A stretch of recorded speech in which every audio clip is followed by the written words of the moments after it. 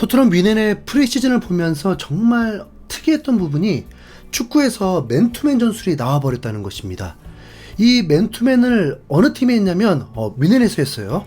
그럼 뮌헨에서 토트넘에게 맨투맨 전술을 하라고 지시한 게 누굽니까? 뱅상 콤파니 감독입니다. 콤파니 감독은 토트넘을 선수로서도 상대해봤고 지난 시즌에 번리라는 약팀을 지도하면서 3번 NG 감독 전술을 경험했었습니다. 콤파니 감독은 자신의 전술이 토트넘에게 통하지 않으면서 3연패했습니다. 선제골을 넣고도 털렸죠. 손흥민에게는 해트트릭을 당했습니다. 후반기에는 손흥민에겐 털리지 않았는데 강등을 당하지 않기 위해서 좀 더 안정적인 경기 운용을 하려고 했습니다. 그때 콤파니 감독이 어떤 생각이었을까요? 첫 번째 드는 생각은 분했을 것 같습니다. 선수 레벨 차이만 아니었어도 내가 이길 수 있는데 그런 느낌? 토트넘 정도를 이길 수 있기 위해서는 무엇이 필요한지도 깨달았을 것입니다. 어쨌든 콤파니 감독이 선수로서는 좋은 팀에만 있었고 감독을 했을 때도 2부 리그 수준에서는 레벨이 높은 팀이었으니까요. 하지만 더 높은 레벨을 막상 경험해 보니까 참담함을 겪게 되었죠. 그런데 엄청난 기회가 왔습니다. 세계 최강팀으로 꼽히는 바이에른 뮌헨의 감독이 되면서 갑자기 다 갖춰져 버렸습니다. 이 정도면 사실 인생 역전이라고 봐야죠. 점점 감독으로서 실력을 인정받으면서 올라온 게 아니라 냅다 꽂혀버린 거니까요. 그러면서 토트넘을 상대했더니 갑자기 축구에서 맨투맨 전술을 써버린 겁니다.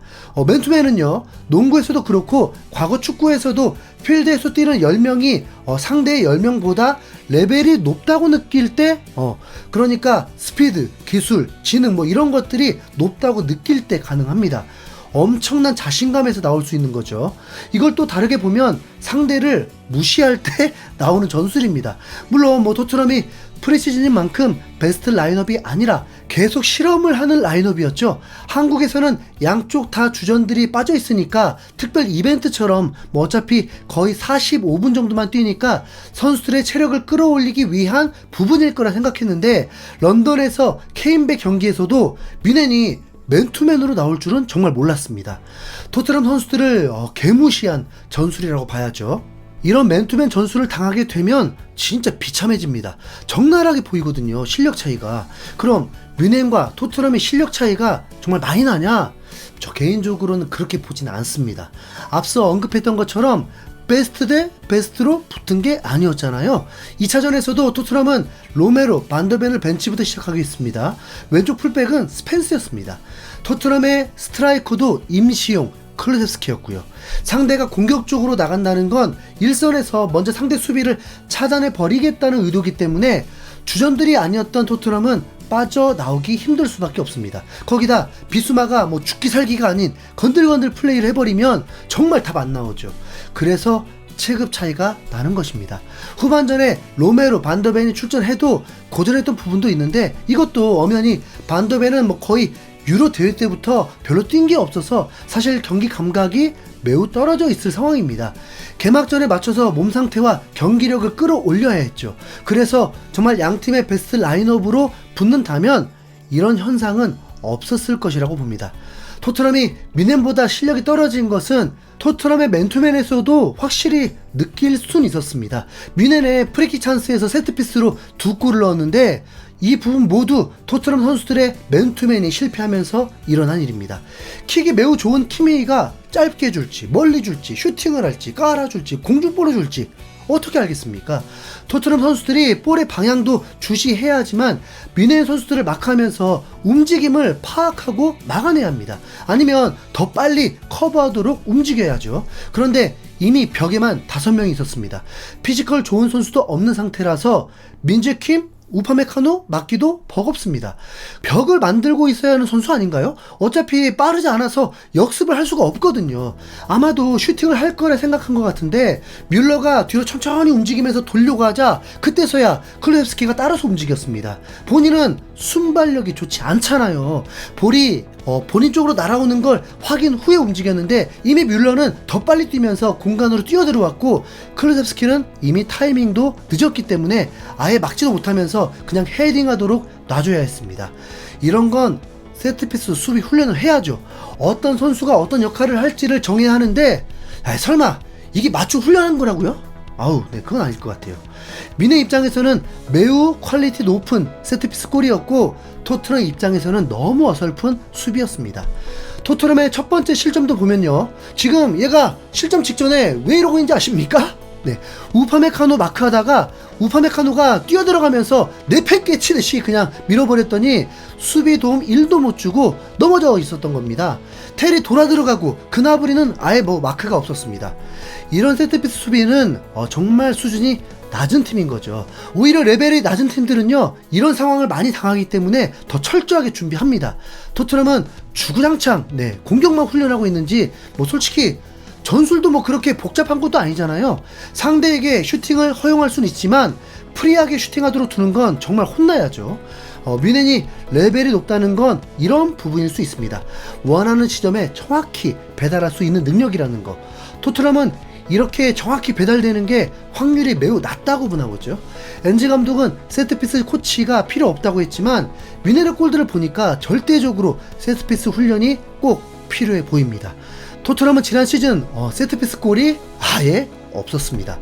코너킥을 통해서 2번의 헤딩골이 있긴 했지만 공격 진영에서 파울을 얻어내서 직접 프리킥 골도 없고 배달을 해서 넣은 골도 없습니다.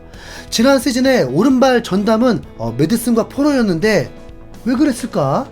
엔지 감독이 인지를 했다면 손흥민으로 바꾸는 게 더 나을 텐데요. 이제 단독 윙어인 만큼 그래야 되지 않을까요? 차라리 메디슨과 포로는 중거리 포를 준비하고. 토트넘 뮌헨전을 통해서 확실한 수학은 베리발은 정말 필요한 선수라는 것입니다. 18살 공격형 미드필더인데 전혀 쫄지 않고 싸우려고 하고 전진하려고 하는 것 자체가 멋져 보입니다. 우선 메디슨보다 피지컬이 훨씬 좋죠. 베리발, 메디슨, 클루셉스키 세 선수 각자 장점들은 있으니까 언제든 출전하면 도움이 될 수 있을 것입니다. 그리고 드라구신의 플레이를 볼 때 이 친구 프리미어리그에서는 실패할 확률이 굉장히 높다고 보여집니다. 뮌헨 공격수들의 민첩성과 정말 대비되더라고요. 유로에서 조별리그 베스트 11에 뽑힌 건 상대 공격진들이 그리 대단하지 않았고 안정적인 수비 안에서 수비가 뽐내졌던 것일 뿐, 토트넘처럼 수비 공간이 많이 넓고 맨투맨을 해야 할 때는 아마 치명적인 약점이 계속 드러날 것입니다. 로메로와 반더벤이 아스날 센터백들처럼 다치지 않고 풀타임을 뛰길 바라야겠죠. 솔랑켈은 지난 시즌 21골 중에 헤딩골이 4골이었습니다. 그리고 헤딩골이 뭔가 좀 죄송합니다, 스트라이커로서 머리에 맞았는데 운 좋게 골이 되는 느낌? 네. 우선 본머스에서는 자신에게 정확히 배달되는 것 자체가 어려웠을 거 아닙니까? 갑작스럽게 찾아온 찬스에서 머리를 댔는데 붕 떠서 들어가는 골들이었고요. 확실히 사이드에서 날아온 패스를 상대 수비와 타이트하게 붙어 있어도 해결을 할 줄 아는 선수였습니다. 그런데 솔랑케의 골들은 보면 패스가 잘 들어왔기 때문에 해결도 가능한 건데요. 참 왜 이러죠? 네, 계속 의심이 되네요. 네, 패스가 잘 들어가지 않으면 고립입니다. 사실 문전 앞에서 다른 선수들에게도 기회가 온다면 그렇게는 넣지 않겠습니까? 실제로 토트넘은 지난 시즌에 박스 안에서 정말 다양한 선수들이 골을 넣었습니다. 모든 포지션의 선수들이 다 박스 안에서 골을 넣었습니다. 손흥민이 패스만 할 수는 없잖아요. 본머스에서는 솔랑케를 의존하는 플레이였기 때문에 기회가 많이 찾아온 거지만 토트넘에서는 득점이 매우 분산되어 있습니다. 그러니까 솔랑케가 온 것은 팀에 분명 도움이 되지만 솔랑케가 팀을 바꿀 수 있다는 기대는 안 하셨으면 좋겠습니다. 토트넘 뮌헨전은 솔직히 기대를 많이 했는데 정말 실망스러운 경기였습니다. 케인을 파는 조건으로 이 빅매치가 열린 건데 시즌 시작하기 직전 경기인 만큼 베스트로 붙을 걸로 기대도 했는데 정작 주인공은 80분이 되어서 출전을 하고 손흥민과 케인의 맞대결은커녕 케인이 출전을 하니까 손흥민이 이제 쉬러 가고 토트넘은 베스트 11을 가동 한번 못해보고 거기다 토트넘은 패배했고 손흥민도 득점도 없었습니다. 비수마까지 4골을 친 바람에 개막전이 꼬일까 걱정되는데 참고로 지난 시즌 토트넘은 브렌트포드 원정에서 2대2로 비겼습니다. 시작 좋지 않았습니다. 개막전만큼은 그때보다 더 업그레이드된 토트넘으로 레스터 시티와 붙는 거거든요. 홈 경기만큼 축포 쏴야겠죠. 손흥민의 개막전 축포를 기대하면서 세트피스 골들도 꼭 나오기를 바라면서 이만 물러가겠습니다. 이상 흰수염고래였습니다. 감사합니다.